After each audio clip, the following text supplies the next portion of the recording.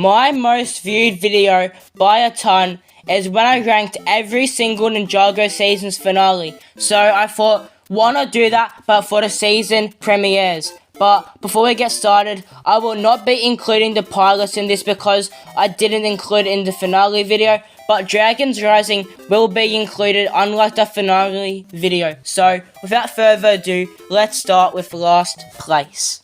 Just like the finale, the first season 11 episode is going in last place, and what I didn't like about it is that it just didn't feel like Ninjago to me, and most of the characters, like Cole, just didn't feel like themselves. So it started with Zane having a vision of him getting shot by Asphira, and then Zane's high score gets beaten by Cole. Yes, there's literally nothing to say on this episode.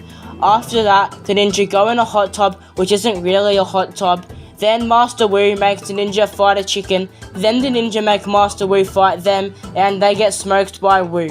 Why did the ninja think they could beat Wu if they could barely beat a chicken? Okay, I know I say I like Crystallized a lot, but I don't like the first episode. It starts off with the new ninja versing Misdemeanor, which is a pretty good fight scene. Then it cuts over to Cole and Zane watching this on the news, and we learn that Zane turned his emotion meter off. And then we also see that Wu is trying to find a way to bring Nia back, and now we move on to the bad part, the copied part. The rest of this episode is basically just a copy and paste from the first bit of the Tournament of Elements, but it is done a lot worse. We see Kai being a karate teacher, Lloyd being a window washer, and then we see Jay have a beard, and then he now talks to glasses of water. Seabound is next up, and it starts off with the ninja fighting Misdemeanor and trying to end her Venge Zone operation, but Nia's powers get out of control, and then they have to save a village, and Zane also gets offended by a little kid. Beep, boop, bop. I do not speak like that. Anyway, back at the monastery, Wu gives the ninja a history lesson on Wajura, and Nia also causes many problems with her powers, so Kai calls her mum to help Nia, which shows that Lego haven't forgotten about Gray and Maya. Now, we have Master of the Mountain, and this episode just doesn't feel like an episode of Master of the Mountain. That is probably just because they aren't in Shintaro, but I just don't like this episode because of that. Yes, I know that they couldn't just start the season off in Shintaro, but I don't care. I still don't like this episode. Basically, all that happens is that all of the ninja are doing chores except Cole because he is playing Prime Empire. Then Wu is sad because he thinks that the ninja don't need him. Then we get to see the postman climb the steps to the monastery and give the ninja an invitation to Shintaro. And then Misako forces Wu to go by telling him off like a child. Anyway, before being in Shintaro, they get attacked by bats, but then the Shintarian guards save them. The end. But not really the end, because you still have the rest of the season to go. So I think pretty much everyone can agree that Season 2's first episode isn't great, because it is pretty much just filler episodes like the rest of the first half of the season. Anyway, it starts with the ninja going house hunting, with the first house being pretty run down and small, but then the second house, which is absolutely amazing. But I swear that it was made for the ninja, because who else needs a dragon keep on their roof and an indoor ninja training facility? But since Sensei Wu uses a ninja for child labor, they don't get paid, so they have to get jobs. And during this little sequence, we get to see every Lloyd hater's favourite scene, and is it just me, or does the money jar just keep on getting smaller? It probably is, because Kai puts a whole tub of gel on his hair every day. Anyway, Jay's job is an Uber Eats driver, and while driving he witnesses a woman getting mugged, so my boy Jay stops it, but before he does that, he checks his time on his sleeve. Anyway, Jay delivers a pizza to the Serpentine, so then he gets tied up to a rope. Then, the other ninja go to the subway because the Serpentine generals are there, and they fight them, and then we get to see every Jay hater's favourite scene. But what I don't get about this episode is that Scales rocks up to the ninja's apartment to try and steal Lloyd. Like, how does he even know where they live? And at the very end of the episode, Garmadon turns the golden weapons into the mega weapon, and then the ninja move into the crappy house from the start, which I'm pretty sure we'll never get to see again after this episode. And they also sleep on some pretty questionable beds, and then it ends with Wu giving us a Star Wars reference. Prime Empire has one of the best first episodes out of the Wild Rain seasons, and I think it is because it actually starts off the season really well. And I know this isn't very relevant, but at the very start of this episode, we see clutch powers with the teapot of Tyron, and I don't know how, but I've never noticed that before. Anyway, the ninja fight the mechanic, and we get a lot of old school tech talk, and then after a chase, the ninja end up at the mechanic's warehouse, where Jay boots up Prime Empire, so then every game in Ninjago turns into Prime Empire, and for some reason, Jay just walks right into the arcade cabinet, no questions asked. He didn't even question how weird it was. We now have the very first season of Ninjago's first episode, and it starts off with Wu's speech about Ninjago, and we get to see the iconic intro for the very first time.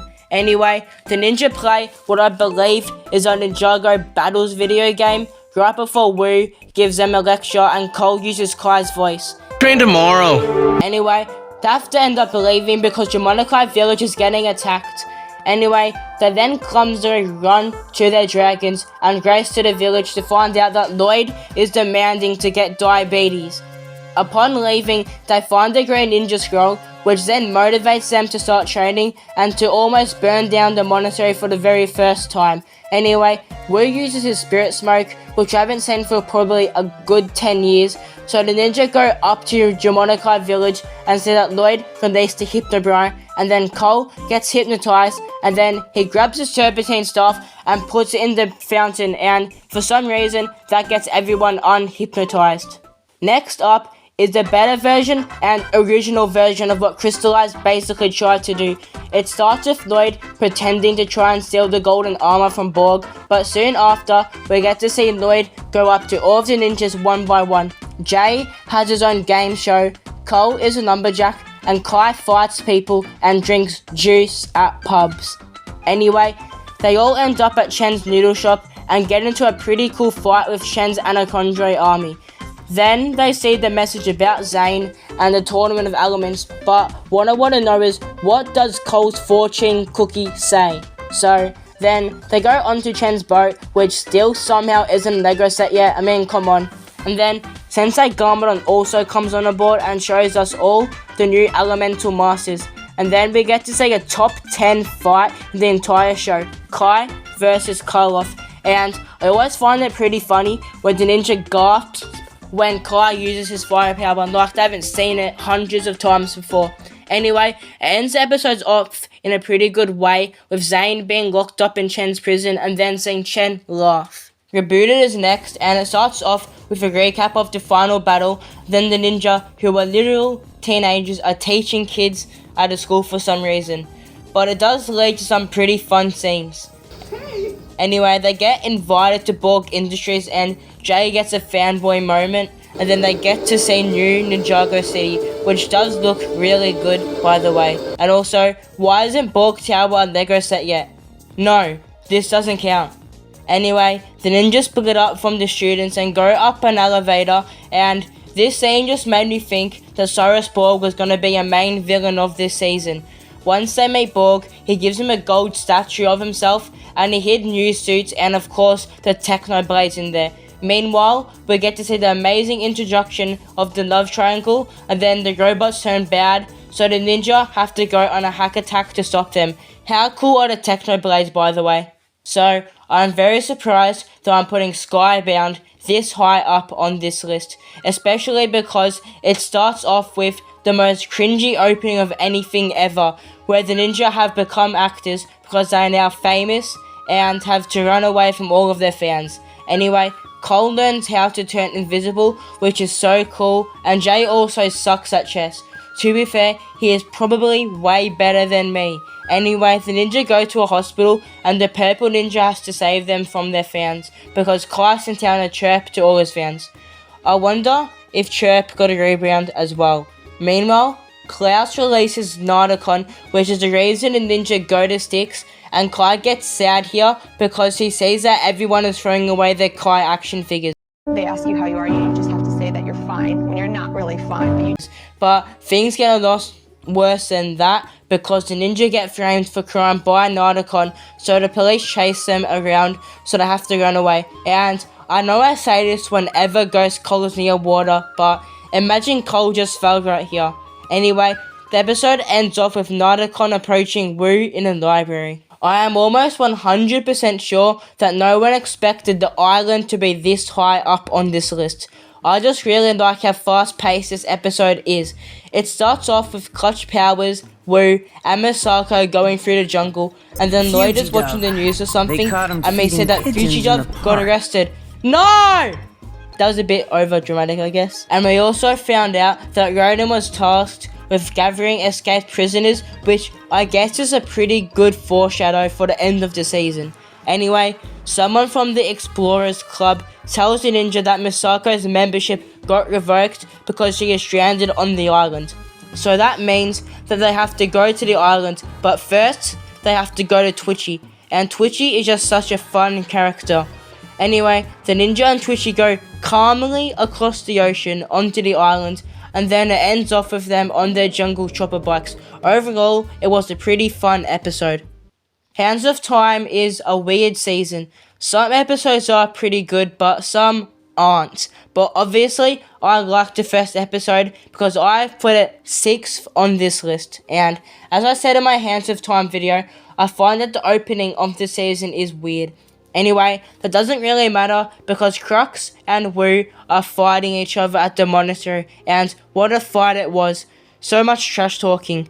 But, of course, Wu is an idiot and doesn't tell the ninja to help him, and it still doesn't look like he has learnt his lesson. So, instead of helping Wu, the ninja helping clean up the museum after the Day of the Departed. And then, coincidentally, they stumble across a painting of the fight that Wu is now finishing off as they speak. And, by the way, I wonder who painted that. But Wu and the ninja aren't the only ones doing stuff in this episode, because Roden, Misako, and Deref are moving boxes into the Aijutsu temple. Well, maybe not so much Deref, but when you really think about it, they basically wasted their time doing this because they only lived there for like 1 season and they were barely there. Anyway, the fast forward time blade eventually comes down and everyone gets so confused on what's going on. But this makes the ninja go down to the monastery and then fight Acronix and eventually fail to defeat him. But that isn't before Kai tries to burn down the monastery. Anyway, Noi tells the ninja to spread out to look for Wu, and then Cole gets Wu just in time, and somehow all the ninja are right there for this. I guess they mustn't have been spread out too well. Possession's opening episode is so good. It starts off with a museum security guard getting possessed by Moro, and then the ninja go fishing for this behemoth of a fish. And then Kai and Lloyd have a great moment which sets up Kai doing everything he can to protect Lloyd for this season, and especially for this episode. In this season, the ninja get a new base, a tea farm. Is that even a thing? Do you actually farm tea? I don't know. That just sounds weird. Once the ninja turn up to their new base, Wu gets them new suits and sets them off to hand out flyers about the tea farm, and then a big gust of wind comes and the ninja lose their powers. In case you have forgotten, this is because Lloyd had to go to the museum and then he got possessed by Moro. So then the ninjas somehow get back to Sleep Wisdom somewhat quickly, even though they don't have power dragons anymore, and they are just in time to see Lloyd hit puberty, to fight Moro, and then quickly retreat because they find out that they are absolutely useless against him. Except Kai though, because he promised that he would protect Lloyd early in the episode, but before they all leave, they find a secret message on Wu's staff, which will be pretty important for the rest of the season. Everyone's favourite season, Sons of Garmadon, is next, and to kick the season off, it starts with an epic chase between the Sons of Garmadon. And come on LEGO, why don't these guys have minifigures yet? And I know I've said it before, but am I the only one that thought that they were the ninja? Even the blue one is the clumsy one. Anyway, Lloyd calls the ninjas, and for some reason Nia is here. I have no idea why. And we also find out that apparently Wu changed the ninja's appearance because apparently you can do that if you are stuck in time. But I guess I don't have any proof that you can't. Anyway, the ninja make a big deal about Noid's voice being deeper. I'm still waiting for that for me. Oh, and also, Noid's phone is almost as big as him. And also, we get to learn a little bit about the Oni in this episode. And we learn this from Hutchins, who also asked for the ninja to be present during the Emperor's speech because Ninjago always had that right. Anyway, the ninja get invited into the castle and get introduced to one of the Oni masks. And then it ends the episode off with a cliffhanger of Harumi's room looking like it has been robbed or something. But the next episode, we just find out that Harumi ran away and is just a slob. Hunted is starting off the top 3, and it starts with a shot of how destroyed Ninjago City is. But that's not the worst part, because Deref gets robbed. Oh no, poor Deref. All he was doing was trying to get some food for Lloyd, but luckily, Deref is just clutch, and he has a scrumptious looking puffy pop sticker in his pocket. Anyway, Lloyd happily devours it and gets back to his ninja training in wherever this is. And also, we learn that it has been a week since Garmadon took control of Ninjago, so can someone please tell me where Lloyd and Nia got their new suits from? Like, did Pixel already have her Pixel bots at this point in time? But now it is time to look at the other ninja who is stuck in the realm of Oni and Dragon, and Kai got foil! Yes! We have foil! And this is good because I needed to send a signal to Ninjago. So, I'm not sure if that would work in the real world, but hey, what do I know? Anyway, all they get is nothing. Oh, and have I mentioned that Master Wu has evolved into a kid and Jay has also gone a little cuckoo? Anyway, Cole being Cole, he starts looking for food with Wu, and meanwhile, Jay is playing a sick game on the new Nintendo Switch 2. Unfortunately, the ninja get ambushed by the dragon hunters, and so do the ninja back in Ninjago, but they are saved by the elemental masters. Just missing out on first place is Master of the Oni, and I am sure most of you guys are surprised to see this episode so high up. In the opening scene, Lloyd visits Garmadon in his cell, and Garmadon tells him that something is coming. Then we get a shot of Ninjago City all fixed, and I don't think that lasted for too long. Then it cuts to Cole, Zane, and Pixel, who are in Cole's Earth Driller, and they're stuck in traffic, so they jump on literally everyone's car to get across. And then, yeah, Right Kid comes back with a return. I hope to see him become a ninja in Dragon's Rising. Anyway, the ninja get a present from the citizens of Ninjago, the Destiny's Bounty.